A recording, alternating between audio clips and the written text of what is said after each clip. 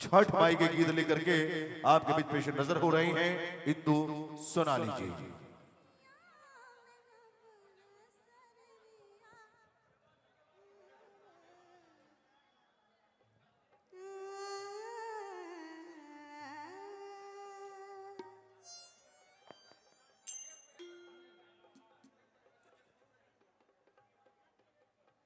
अभी मैंने, वैसे तो आप सभी एक से बढ़कर एक छठ गीत सुनते आ रहे हैं, मैंने भी एक थोड़ा सा चैनल बनाया है, इंदु सोनाली एंटरटेनमेंट मेरा यूट्यूब चैनल है और इसी नाम से फेसबुक पेज भी है। और जिनको अगर अच्छा लगा हो तो आप समझ सकते हैं, आगे नहीं बोलूंगी मैं, आप सभी काफी समझदार हैं। तो आइए, एक बहुत प्यारा सा मैंने छठ भजन गाया है, इस बार ही गाया है और 2 दिन पहले रिलीज हुई है। तो जितनी भी माताएं बहनें हैं आप लोग जरूर सुनिएगा। ये लोग ना खाली भोजपुरी सुनते हैं, छठ भजन नहीं सुनते, बट कोई नहीं, आप लोग भी सुनिए। और हमारी माताएं बहनों का ये खास पर्व है, ये महापर्व है, ये पूरे वर्ल्ड में मनाया जाता है। तो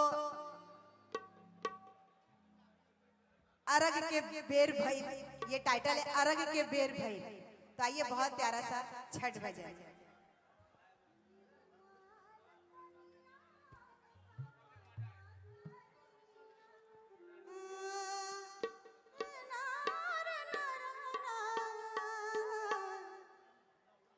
जब हमारी माताएं बहनें, कुछ हमारे भाई बंधु चाचा जब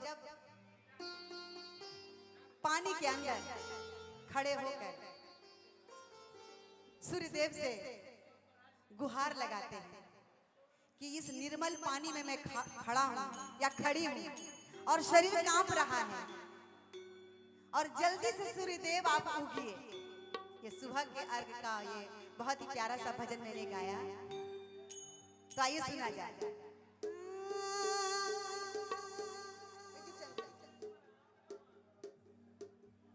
निर्मल पनिया में कांपता शरीरिया, अरगिया के बेर भइल जी,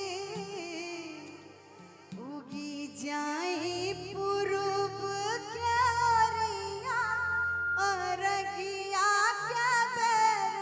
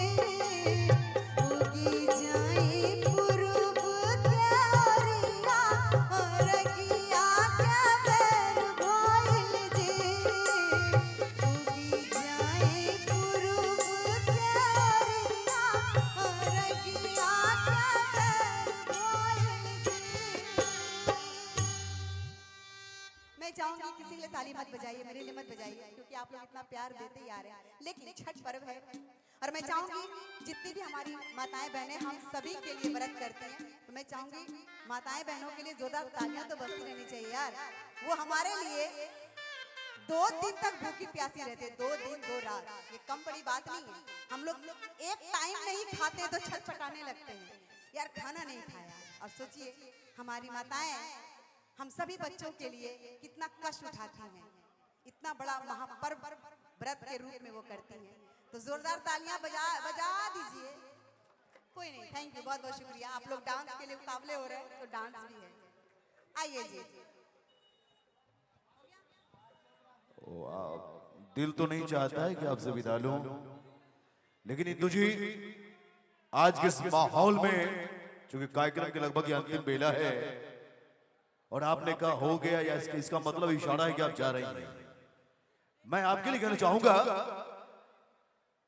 कि वक्त नूर को बेनूर कर देता है, वक्त नूर को बेनूर कर देता है और छोटे से जख्म को नासूर कर देता है।